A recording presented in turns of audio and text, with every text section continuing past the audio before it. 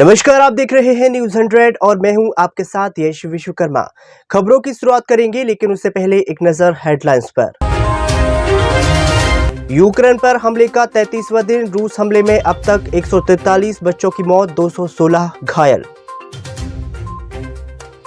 Kerala high court ने जारी किया निर्देश, राज्य सरकार के कर्मचारियों को भारत बंद में शामिल होने पर रोका। उन्नाव में भूमाफियों का आतंक, नक्शा बदलकर दशकों पुराने तालाब पर किया कब्जा। लोगों ने पूछा कैसे होगा जल संचय। हेडलाइंस के बाद ही अब देखते हैं खबरें विस्तार से। 33 दिन से यूक्रेन और रूस के बीच जंग जारी है। यूक्रेन का दावा है कि रूसी हमले में अब तक यूक्रेन के 143 बच्चों की मौत हो चुकी है, जबकि 216 से ज्यादा लोग घायल हो चुके हैं। हालांकि ये आंकड़ा अभी और ज्यादा बढ़ सकता है। दूसरी तरफ से यूक्रेन डिफेंस इंटेलिजेंस का दावा है कि पुतिन यूक्रेन को कोरिया के तर्ज पर तोड़कर ईस्टर्न और वेस्टर्न यूक्रेन बनाना चाहते हैं। इसी के साथ ही रूस बॉर्डर में क्रीमिया तक लैंड कॉरिडोर बनाने की कोशिश की जा रही है। आपको बता दें कि यूक्रेन के शहरों पर रूसी हमले के बीच आज दोनों देशों के प्रतिनिधि तुर्की में चौथे राउंड की शांति वार्ता के लिए बैठक करेंगे।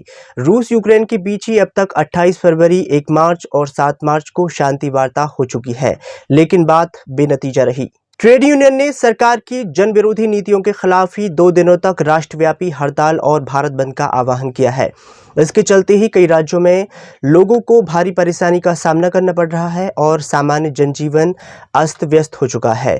कहीं परिवहन सेवाएं प्रभावित हुई हैं, तो कहीं रेलवे स्टेशनों और सड़कों को अवरुद्ध कर दिया गया है। कई जगह से ट्रेन की आवाजाही रोकने की भी खबर सामने आ रही है। बता दें कि केरल में इस हड़ताल के चलते लगभग सभी संस्थान बंद रहे।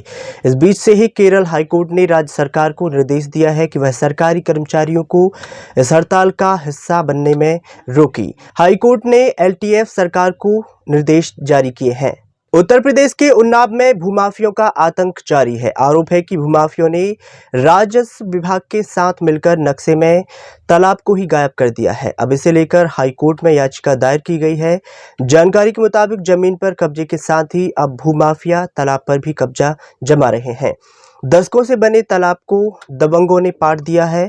आरोप है कि वह उस निर्माण कार्य करने की फिराक में है जहां पर प्रशासनिक अधिकारियों की नज़र भी इन भूमाफियों पर नहीं पड़ सकती है। बता दें कि गंगा घाट के पीपरखेड़ा ग्राम सभा में चौराहे के पास ही दशकों से भारी भरकम तालाब हुआ करता था। राजस्व विभाग और सर्वे विभाग ने ऐसा नक्शे में खेल खेला कि नक्शे से तालाब ही गायब कर दिया।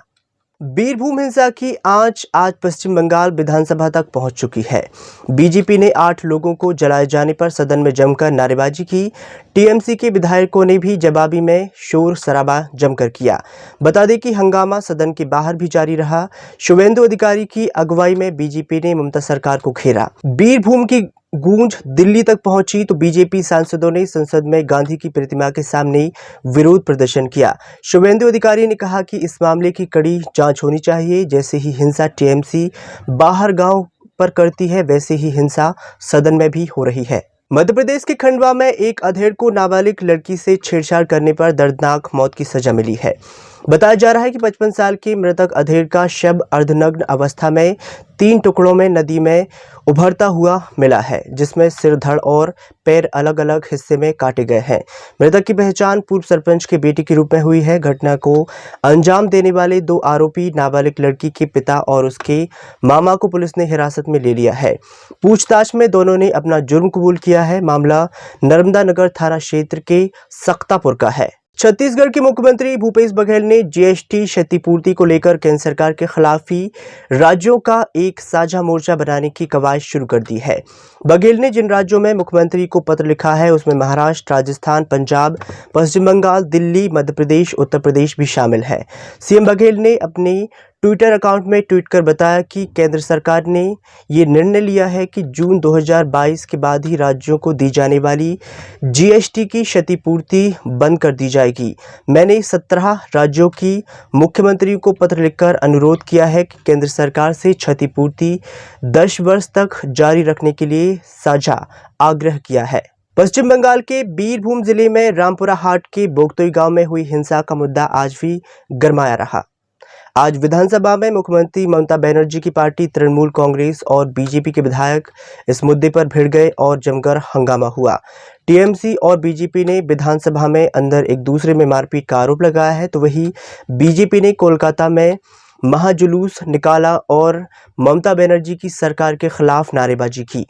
उत्तर प्रदेश के मुरादाबाद जनपद में सपा नेता को नगर निगम की टीम से अभद्रता करना महंगा पड़ गया। आजम खान के बेहद ही करीबी माने जाने वाले नेता यूसुफ मलिक की बेटी के मकान पर 23 लाख का टैक्स बकाया होने के चलते नगर निगम की टीम द्वारा घर को सील कर दिया गया था। इसके बाद से ही यूसुफ मलिक पर आरोप है कि उन्होंने नगर निगम में अपर नगर आयुक्त से अभद्रता की थी। इस मामले के बाद से ही आक्रोशित नगर निगम कर्मचारी ने उन्हें साथ हुई अभद्रता को लेकर प्रदर्शन किया और मामले की शिकायत भी पुलिस में की है। उत्तर बंगाल के दौरे पर गई सीएम ममता बनर्जी दार्जिलिंग पहुंची हैं। दार्जिलिंग में वह अलग अंदाज में दिखी।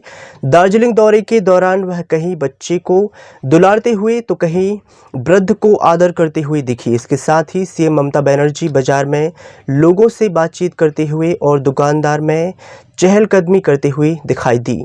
इस दौरान सीएम ममता बनर्जी ने स्थानीय लोगों से बातचीत की और उनकी समस्याएं जानने की कोशिश की।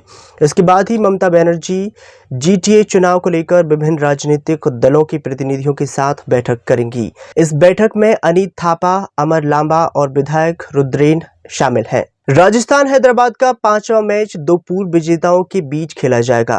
पुणे के महाराष्ट्र क्रिकेट संघ स्टेडियम में खेले जाने वाले इस मैच में राजस्थान रॉयल का सामना सनराइजर्स हैदराबाद से होगा। दोनों टीमें जीत के साथ ही अपने अभियान की शुरुआत करना चाहेंगी। पिछले कुछ सीजनों में अगर राजस्थान का प्रदर्शन देखा जाए तो निराशाजनक रहा है।